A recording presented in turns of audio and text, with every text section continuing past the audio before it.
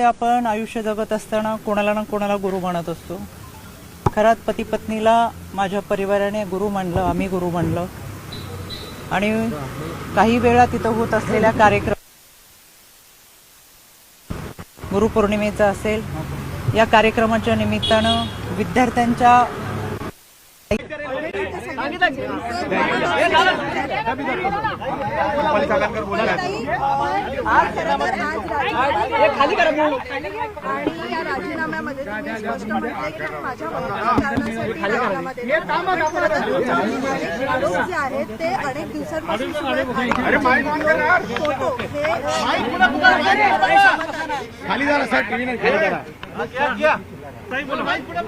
शिवणिका संस्थान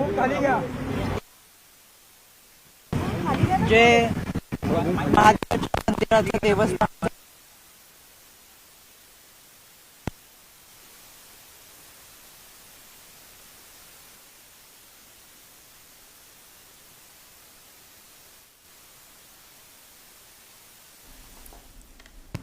या ट्रस्टवर होते. आणि या ट्रस्टवर मी जेव्हा होते त्याच्यानंतर मी आयोगाचे अध्यक्ष झाले.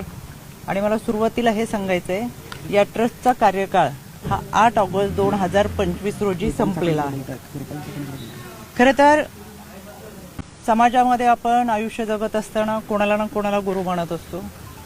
खरात पती पत्नीला माझ्या परिवाराने गुरु मानलं, आम्ही गुरु मानलं. आणि काही वेळा तिथं होत असलेल्या कार्यक्रम गुरुपौर्णिमेचा असेल, या कार्यक्रमाच्या निमित्तानं विद्यार्थ्यांच्या साहित्य वाटपाचा असेल, या निमित्तानं आम्ही उपस्थित राहत होतो. यामध्ये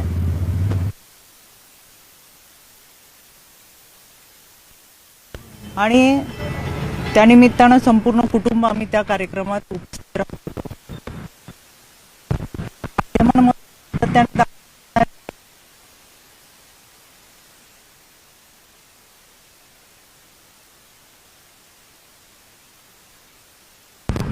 5-6 वर्षापूर्वी ज्यावेळेस आपण ज्या लोकांच्या संपर्कात असतो, ते 5-6 वर्षानंतर एखाद्याचं कृत्य, एखाद्याची वैयक्तिक वागणूक, त्याचं वैयक्तिक आयुष्य याच्याबाबत सुत्रम कल्पना नसते. आज आपण ज्यांच्याबरोबर आहोत, जे आपल्याबरोबर आहेत, ते उद्या पुढे जाऊन कसं वागणार आहेत ही कल्पना आपल्या कोणाला नसते.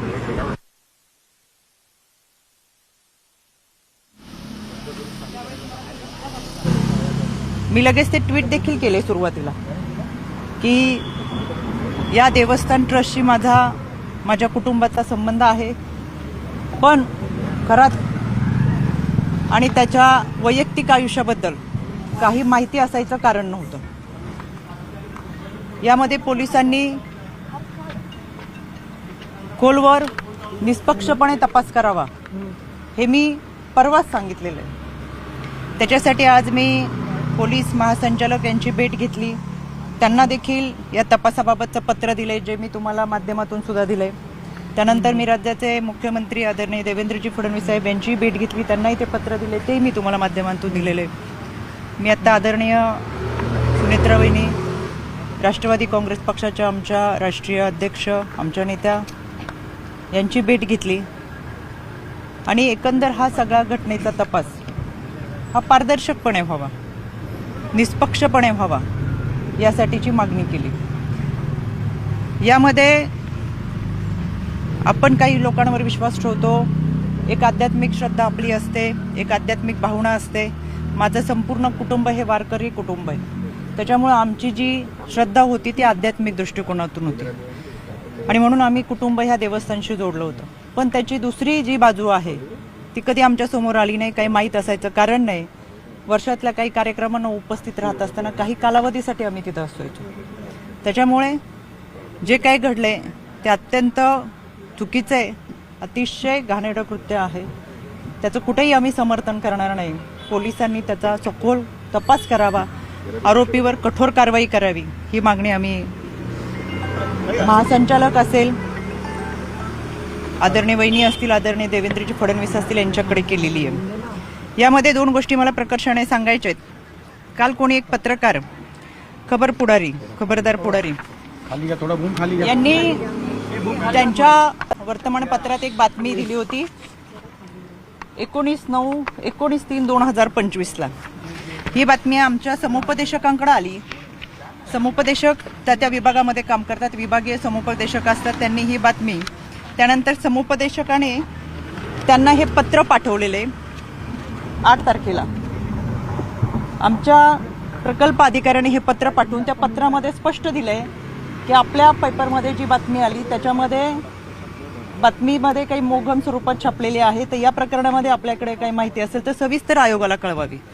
दुसरं पत्र आहे पोलीस अधीक्षकांना की तुम्ही तुमच्याकडे जी काही माहिती असेल ती माहिती या अत्याचाराच्या संदर्भात असेल किंवा काही असेल तर आपण पोलीस स्तरावरती कारवाई करावी, भूमिका घ्यावी, जे काही असेल। त्यापूर्वी माझ्या ऑफिसमधून संबंधित पत्रकाराला फोन गेला होता की तुमच्याकडे अशी काही तक्रार असेल, अशी काही माहिती असेल तर तुम्ही पोलिसांकडे जाऊन तक्रार दाखल करा। यानंतर तिथं स्थानिक पोलिसांनी सांगितलं की कोणती माहिती नाही, कोणत्या महिलेची तक्रार नाही। बऱ्याच वेळा चुकीच्या बातम्या ह्या छापल्या जातात आणि म्हणून त्यांनी आयोगाला ते पत्र पाठवले की आमच्याकडे कोणतीही माहिती नाही, जी काही बातमी मी दिली ती मोगम स्वरूपात दिलेली आहे, आमच्याकडे कोणतेही पुरावे नाही। 2 दिवसापासून ज्या चुकीच्या बातम्या चाललेत त्याचा मी तीव्र निषेध करते। दुसरी गोष्ट, माझ्याकडे 5 तारखेला एका मुलीचा मेल आला, त्याच्यावरती नाव दिसेल म्हणून मी फक्त तुम्हाला लांबून हे दाखवते। या मेलमध्ये, या संबंधित मेलमध्ये त्या मुलीने कराडच्या ऑफिसमध्ये पूर्वी काम करणाऱ्या एका माणसाच्या संदर्भात तक्रार होती। कराडचा यामध्ये कुठेही उल्लेख नव्हता। तातडीने त्याच दिवशी आमचं पत्र हे पोलिसांना गेलेलं आहे। मी स्वतः ॲडिशनल डीजी यांना ते पाठवलं आणि पोलिसांना आम्ही ते पत्र पाठवून जे कोणी असेल त्याच्यावरती तपास करावा असं सांगितलं। त्याची हेअरिंग सुद्धा हे पोलिसांचं पत्र, या तपासाची हेअरिंग 17 तारखेला माझ्या आयोग कार्यालयात लागली। या हेअरिंगमध्ये आम्हाला पोलिसांनी स्वतः पत्र दिलंय की याच्यामध्ये आम्ही कारवाई करतोय। कोणालाही, कुठल्याही व्यक्तीला, संस्थेला, कोणालाही पाठीशी घातलेलं नाही। पण तोपर्यंत खराचं कुठेही नाव नव्हतं, पण त्यांच्याकडे काम करणाऱ्या माणसाचं नाव याच्यामध्ये होतं, तरी आम्ही कारवाईचे आदेश दिले होते। त्या अनुषंगाने आम्हाला तेजस्वी सातपुते त्यांचं पत्र आहे की आम्ही याच्यामध्ये कारवाई करतोय। हे पत्र आहे आम्हाला 17 तारखेला। 17 तारखेला यामध्ये जी तक्रार होती ती एका महिलेची कार्यालयामध्ये पूर्वी काम करणाऱ्या एका मुलाच्या संदर्भात होती। त्याच्यामुळे मला आवर्जून सांगायचंय की अशा पद्धतीने जे काही गोष्टी 2 दिवस चालू आहेत, चुकीच्या बातम्या चालू आहेत, एखादी व्यक्ती पुढे जाऊन कशी वागती, त्याचं कृत्य, वैयक्तिक आयुष्य आपल्याला कोणाला माहीत नसतं। आम्ही जोडलो होतो तर मी पहिल्याच दिवशी ट्विट करून सांगितलं, हो आम्ही संस्थानाशी जोडलेलो होतो, देवस्थान ट्रस्टमध्ये होतो। ते फोटो माझ्या आहेत, अनेक वर्षापूर्वीच्या आमच्या कुटुंबाबरोबरचे फोटो तिथं होते आणि एखाद्या गुरुची, पती पत्नीची पाद्यपूजा करत असताना गुरुपौर्णिमेच्या दिवशीचे फोटो आहेत। विशेष म्हणजे अनेक लोकांचे फोटो याच्यामध्ये आहेत, पण केवळ महिला म्हणून ज्या पद्धतीचं सॉफ्ट टार्गेट गेल्या 2 दिवसामध्ये करतात ते अत्यंत चुकीचं आहे। काही जणांनी पत्रकार परिषद घेऊन सातत्याने चुकीच्या बातम्या पसरवण्याचा प्रयत्न केला। कुणीतरी त्यांच्या आजच्या बातमीत दाखवलं 2 सप्टेंबरचा फोटो आहे, कारण हा माझा फोटो, हा फोटो आहे 12 सप्टेंबरचा। ह्याच्यावरची 1 तारीख पुढची खोडली आणि 2 सप्टेंबर दाखवलं आणि काहीतरी त्या दिवशी अमावस्या पौर्णिमा काहीतरी आहे असं चुकीचं दाखवलं। माझ्या आजही अकाउंटवर गेला तर हे फोटो आहे असे आहेत, ते 2 सप्टेंबरचे नाहीत, ते 12 सप्टेंबरचे। दुसरी गोष्ट, 2 सप्टेंबरला आदरणीय अजितदादांच्या दौऱ्यात आम्ही होतो, हा माझा 2 सप्टेंबरचा फोटो आहे। 2 सप्टेंबरला हा फोटो झाल्यानंतर कुठेही माझ्या हाताला जखम नाही। हा 3 सप्टेंबर 4 सप्टेंबरचा फोटो आहे। माझ्या या भागामध्ये अधिकाऱ्यांच्या समवेत रस्त्याची पाहणी, कुठेही हाताला जखम नाही। हा 4 सप्टेंबरचा आहे आणि हा 5 सप्टेंबरचा फोटो आहे, कुठेही हाताला जखम नाही। कुठला दिवस होता, काय होता विधी तो माहीत नाही। आणि हा 6 सप्टेंबरचा आहे, कोणतीही हाताला जखम नाही। कायद्याच्या चौकटीतून ह्या सगळ्यांना आम्ही नोटिसा पाठवूच। चुकीच्या पद्धतीने बदनामी करणं, अश्लील टीका टिप्पणी करणं, खोटे नरेटिव्ह सेट करणं, खोट्या बातम्या प्रसार करणं, या सगळ्यांच्या बाबत कायद्याच्या चौकटीतून प्रक्रिया नक्की करेल। मी परत सांगते, यामध्ये जी व्यक्ती होती ती दोषी आहेच, त्याच्यावर कठोर कारवाई झालीच पाहिजे. आपल्याला कोणत्याही व्यक्तीच्या वैयक्तिक आयुष्याबद्दल काही माहिती असायचं कारण नाही आणि आज आपण ज्यांच्याबरोबर आहेत ते पुढे जाऊन 4 वर्षांनी 5 वर्षांनी काय करणार आहेत हे याची कल्पना आपल्याला नसते. त्याच्यामुळे या व्यक्तीवर कठोर कारवाई व्हावीच ही मागणी मी आज केलेली आहे आणि या सगळ्या गोष्टींचा निष्पक्षपणे तपास व्हावा. त्याच्यामुळे मी आज राज्य महिला आयोगाच्या अध्यक्षपदाचा राजीनामा माझ्या नेत्या आदरणीय सुनेत्रा वहिनी यांच्याकडे मी सुपूर्द केलेला आहे. याबाबतचा जो काही निर्णय असेल तो आदरणीय वहिनी घेतील. आपल्याशी बोलण्यासाठी मी सविस्तर पुराव्यासहित पत्रकार परिषद घेईल. धन्यवाद.